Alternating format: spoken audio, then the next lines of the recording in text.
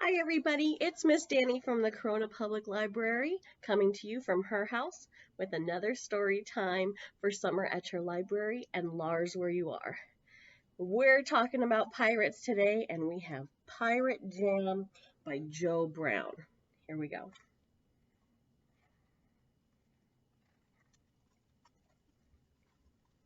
Once upon a time, in the middle of the deep blue sea, lived a gang of pirates.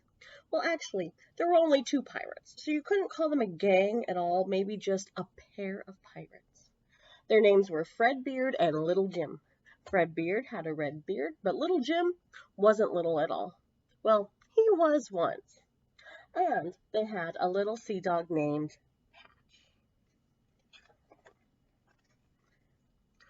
Fredbeard and Little Jim weren't fierce pirates at all.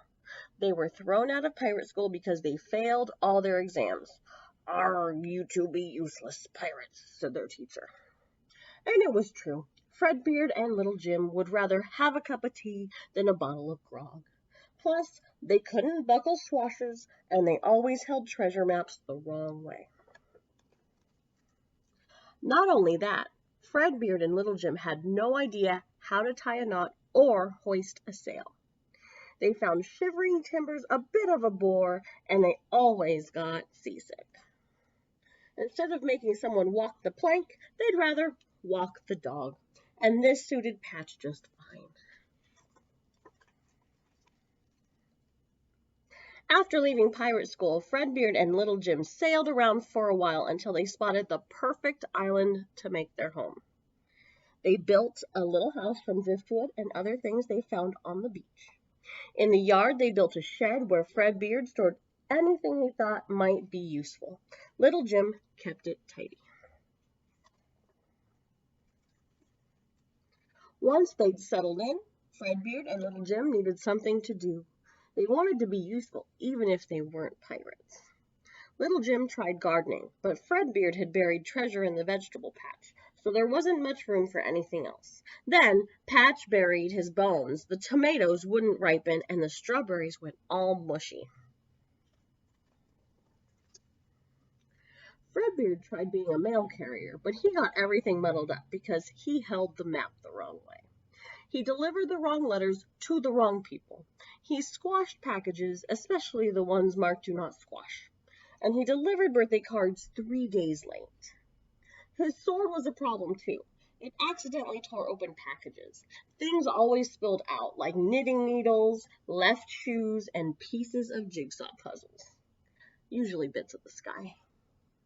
Redbeard collected everything and put it all in the shed. One night there was a terrible storm. Fredbeard and Little Jim and Patch sat warm and dry in their cozy house. They were very glad that they weren't out at sea like their old friends from pirate school. The next day, lots of boxes washed up on the shore. Fredbeard and Little Jim went to investigate, but they found no pirate treasure at all.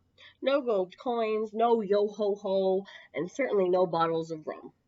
In the boxes there were bags of sugar and lots of brightly colored wool.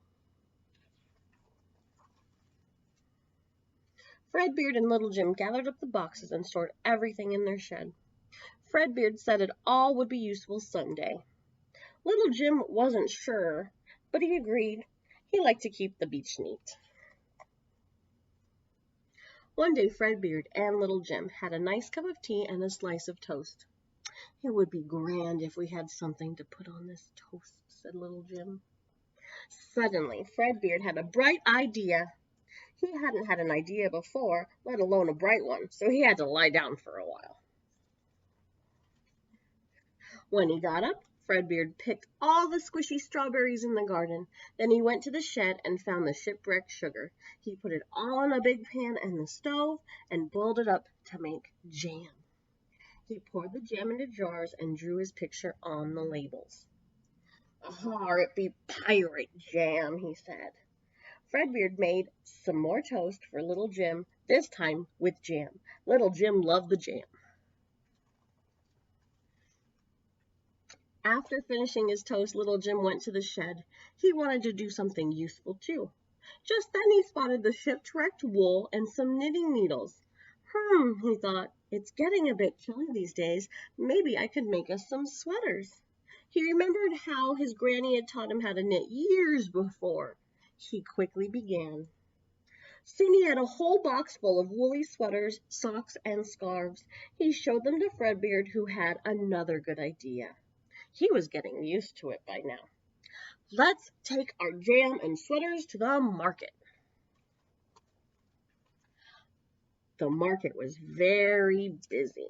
Yo ho ho, pirate jam, have a taste. Ahoy, matey, striped sweaters, try 'em on. Everyone loved the delicious strawberry jam and the warm, snuggly sweaters. By the end of the day, the pirates had sold everything. They took home a big bag of gold. They decided not to bury it in the garden this time.